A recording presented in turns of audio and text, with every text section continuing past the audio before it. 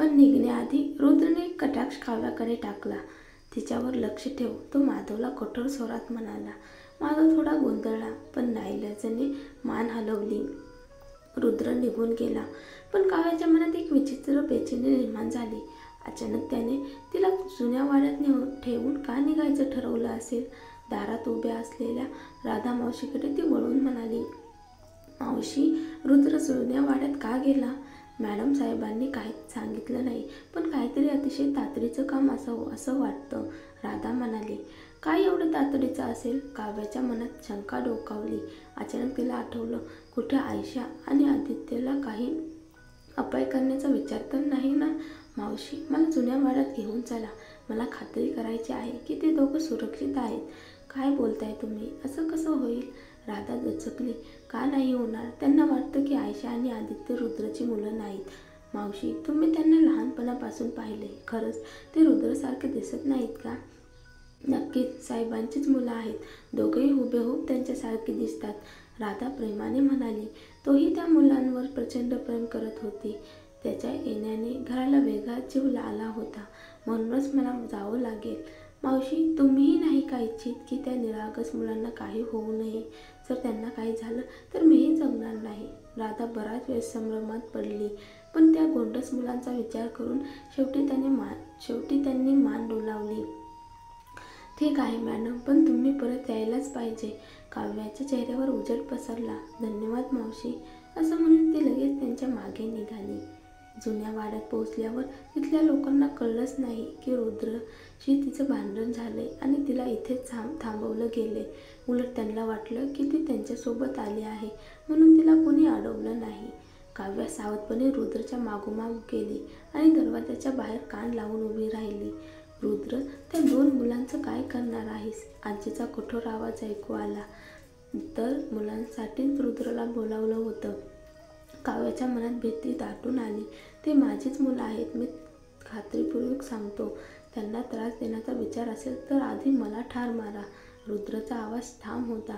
काय रे रुद्र, काव्याने तुला इतकं गुंगवलंय की तू तिच्या नाजायज मुलांसाठी असं बोलतो आहेस?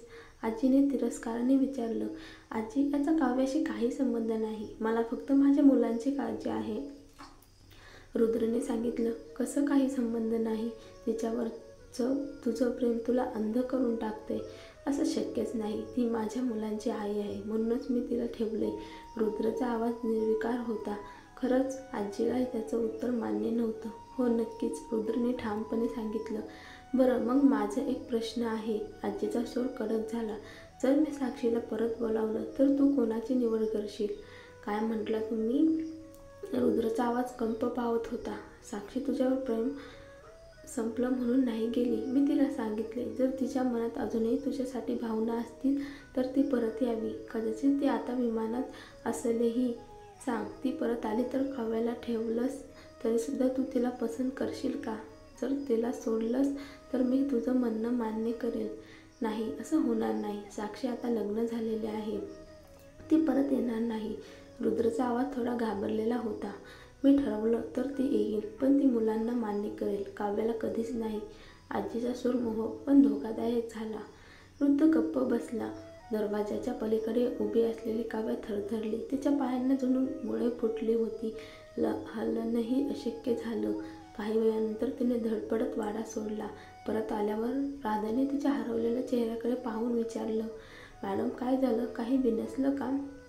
काही नाही, मला फक्त मुलांना पाहायचं आहे. तुम्ही जा. हो, राधा काळजीत होती, पण ती परत आल्याने तिला दिलासा मिळाला. काव्या खोलीत गेली. एका स्टॉलमध्ये दिसलेल्या आयशा आणि आदित्यकडे ती पाहत राहिली. आयशा, आदित्य, तुमच्या वडिलांना आता माझी गरज उरली नाही. मी काय करू? कदाचित मला सुरुवातीपासूनच इथे थांबायची आशा ठेवू नये होती.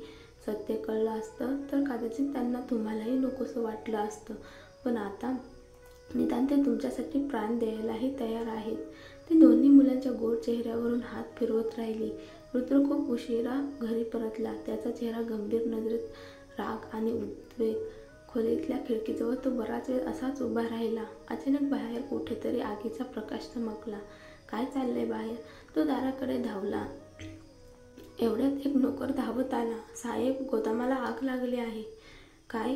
रुद्रचा चेहरा फटकाऱ्यासारखा पांढरा पडला. गोदामाला पुन्हा आग लागली. कशी? दारापर्यंत येऊन त्याला अचानक आठवलं, काव्या कुठे आहे? तो घरी आल्यापासून ती वाद घालणारी स्त्री एकदाही माफी मागायला आली नव्हती. नेहमीप्रमाणे ती काहीतरी कारण सांगून त्याला गोंधळवायला आली नसेल. मॅडम तर मुलांच्या खोलीतच आहेत, नोकर म्हणाला. पण जसेच कुणीतरी आत पाहायला गेले ते धास्तावून बाहेर आले. साहेब, मॅडमने एक मुलगी घेऊन पळ काढलाय. काय? रुद्र संतापाने धावला. दरवाजा उघडून पाहतो तर फक्त आदित्य जोरजोरात रडत होता. टेबलावर एक चिठ्ठी होती. रुद्र, मी तुला खूप त्रास दिला, त्याबद्दल माफ कर. मी निघते आयशाला घेऊन. ती मुलगी आहे, इथे तिचा काही उपयोगच नाही. मी तिची नीट काळजी घेईन. आदित्यला तुझ्याकडे ठेवते. तो मुलगा आहे, तुझ्या घराण्याचं नाव पुढे नेईल. कोणतीही स्त्री त्याची आई झाली तरी त्याला चांगलं वागव. रुद्रने ती चिठ्ठी मुठीत चुरगळली. काव्या, तुला कोणाने परवानगी दिली पळून जायची? कुठेही लपली तरी तुला शोधून आणीन.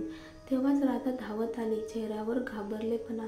साहेब, काहीतरी बरोबर नाही. आम्हाला सापडलं की काय? रुद्र अचानक मागे वळला. राधा घामाने निथळत घाबरलेल्या आवाजात म्हणाली, साहेब, कोणीतरी सांगितलं की मॅडम गोदामाकडे गेल्या होत्या. गाडी घेऊन जाण्याचा प्रयत्न करत होत्या. पण अचानक एक जोराचा आवाज आला आणि त्यानंतर तिथं आग लागली.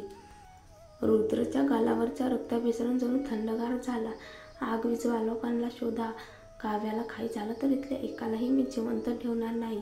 तो विजेच्या वेगाने गोदामाकडे धावला. तेव्हा गोदाम पूर्ण ज्वालांनी वेढलेलं होतं. अग्निशमन दल पोहोचलं होतं, पण स्पष्ट होतं जे जवळपास पूर्ण जळून गेलेलं आहे. नको काव्या, तू पळून जाऊ शकत नाहीस. असं नाही होऊ शकत. रुद्र धाव घेऊन आत शिरणारच होता, पण माधवने त्याला घट्ट पकडलं. साहेब, नको. आत कुणीही जाऊ शकत नाही. आता सगळं जळून खाक झालंय. हे अशक्य आहे, अशक्य. रुद्रच्या डोळ्यात रक्त उतरत होतं. का? हे पुन्हा इथेच का घडतंय? काव्या मरू शकत नाही. ती नाही मरू शकत. शेवटी आग विझली, पण आतलं सर्व राखेत बदललं होतं. फक्त एक जळालेला मोबाईल सापडला. तो काव्याचाच होता. त्या रात्री कुणीच झोपलं नाही. माधव गोदामाकडे पाहत होता आणि त्याच्या मनात एकच विचार, आगीत हरवलेली काव्या आणि लहानशी राजकुमारी आयशा. त्याच्या छातीत वेदना उसळल्या. राधा हुंदके देत म्हणाली, माधव साहेब, आपण काय करायचं? सगळं माझ्या चुकीमुळे झालं. मी मॅडमला जुन्या वाड्यात जाऊ दिलं आणि परत आल्यावर त्यांचा मूड विचित्र होता. मी ओळखलं नाही. माझी चूक झाली. काय? तुम्ही मॅडमला जुन्या वाड्यात जाऊ दिलं? माधवचा चेहरा संतापाने फटकाऱ्यासारखा पांढरा झाला. पण आता खूप उशीर झाला होता. मी कधी कल्पनाही केली नव्हती की इतक्या कमी वयात. आणि जाऊ दे. मी साहेबांना सांगतो, तुम्ही सगळे जा आणि हे गोदाम लवकरात लवकर पाडून टाका. खूप अपशकुन आहे इथे. माधवने एक दीर्घ श्वास घेतला. आकाशात लालसर उजेड पसरला होता. सूर्योदय झाला होता. पण मिस आणि छोटी राजकुमारी आयशा कधीच असा सुंदर सूर्योदय पाहणार नव्हत्या. आकाशात सोनसळी किरणातून एक विमान उडत होतं. काव्याने खिडकी उघडून बाहेर पाहिलं. ती अखेर इथून निघाली होती. पण मन मात्र हलकं झालं नव्हतं, उलट जड झालं होतं. तिने आपल्या मुलीला मिठीत घेतलं, गालावर किस घेतलं. मॅडम, आपण लवकरच देशाबाहेर पोहोचू. काही प्यायचं आहे का? फक्त पाणी. जणू विस्मृतीचं पाणी प्यायल्यासारखं तिने हा देश, हे शहर आणि तो माणूस सोडला. आता ती पुन्हा कधीच प्रेम करणार नव्हती. 5 वर्षांनी रुद्र अचानक घरामध्ये जागा झाला. त्याच्या शेजारी कुणी नव्हतं. क्षणभर तो गोंधळून बसला. मग हळूहळू त्याला वर्ष आणि महिना आठवला. साहेब, आपण जागे झालात का? आत्ताच बातमी मिळाली. लहान साहेबाला यकृतदान करणारी व्यक्ती अमेरिकन होती. म्हणूनच आम्हाला माहिती मिळत नव्हती. पण हॉस्पिटलनुसार ती एक स्त्री होती. बाकी माहिती अजून मिळालेली नाही. रुद्रच्या कपाळावर आड्या पडल्या. शोध सुरू ठेवा. हो साहेब. दरम्यानचा काही लवकर. सनशाईन कन्स्ट्रक्शनच्या मुख्य इमारतीसमोर सर्व वरिष्ठ अधिकारी रांग लावून उभे होते. मागे उभ्या कर्मचाऱ्यांना ते पाहून आश्चर्य वाटत होतं. काय कोणीतरी खास व्यक्ती येणार आहे का? हो, म्हणे परदेशातून आलेली, बक्षीस जिंकलेली आर्किटेक्ट आहे आणि कंपनी तिला खूप महत्त्व देते. तिने गायकवाड ग्रुपचं आमंत्रणसुद्धा नाकारलं म्हणे. वा, माझ्या जागी असते तर मी नक्की गायकवाड ग्रुपचं निवडलं असतं. तेवढ्यात एक गाडी आली. गाडीतून एक उंच सडपातळ स्त्री उतरली. जणू कॉलेजची विद्यार्थिनी. तिच्यासोबत एक गोंडस नाजूक मुलगी होती. अरे वा, महिला आर्किटेक्ट आणि तिच्यासोबत मुलगीसुद्धा. कोणीतरी कुजबुजलं. काव्या गाडीतून उतरली आणि मुलीचा हात धरून पुढे आली. सूट बुटातील एक व्यक्ती धावत आली आणि तिचा हात उत्साहाने पकडला.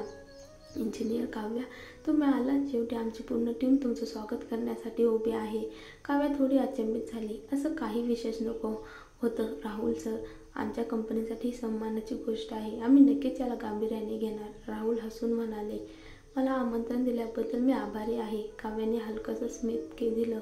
ही कोण? राहुलने शेवटी मुलीकडे पाहिलं. माझी मुलगी, काव्याने उत्तर दिलं. मागच्या लोकांच्या नजरा विस्फारल्या. ती एवढी तरुण दिसते तरी मुलगी आहे. ऐकले, ती लग्न केलेली नाही. लग्न नाही म्हणजे सिंगल मदर. काव्याला ही कुजबुज ऐकूच आली नाही. राहुल मुलीकडे हसून म्हणाले, किती गोड आहे ही. मुलीने मोठे डोळे मिचकावत वर पाहिलं. हॅलो अंकल, माझं वय जाणून घ्यायचं आहे का? मी 5 वर्षाचे आहे. माझे बाबा खूप वर्षापूर्वी गेले आणि त्यांचा मृतदेह अजून मिळालेला नाही. अजून काही विचारायचं आहे का आयशा? काव्याने मुलीचा हात धरून टोचलं. आयशाने जीभ बाहेर काढत हळू आवाजात म्हटलं, मी फक्त अंकलचा वेळ वाचवते. धन्यवाद म्हणायची गरज नाही. काव्याने राहुलकडे माफीचं स्मित दिलं. माफ करा, माझी मुलगी खूप बोलते. नाही नाही, राहुल लगेच म्हणाले, बुद्धिमान मुलं चांगलीच असतात. ती नक्की आईवर गेली असेल. हो, पण जरी मी कंपनीत येण्याचं मान्य केलं असलं तरी पुढचे काही दिवस मी येऊ शकणार नाही. घरी काही काम आहेत. नक्कीच, राहुल म्हणाला. नव्याने परतल्यानंतर थोडा वेळ लागतोच. कर्मचारी चकित झाले. साधारणपणे राहुल इतके कडक पण काव्यासाठी इतके नम्र. 1 तासाच्या मीटिंगनंतर काव्या एका घरामध्ये पोहोचली. काव्या, आलीस तू? दिव्या धावत आली आणि आयशाला मिठी मारली. अरे वा आयशा, तुझ्या मावशीला तुझी खूप आठवण आली होती. दिव्या मावशी, मलाही तुमची आठवण आली. ठीक आहे आयशे, दिव्या तुझी बाजू घेते म्हणून मी काही बोलणार नाही असं समजू नकोस, काव्या म्हणाली.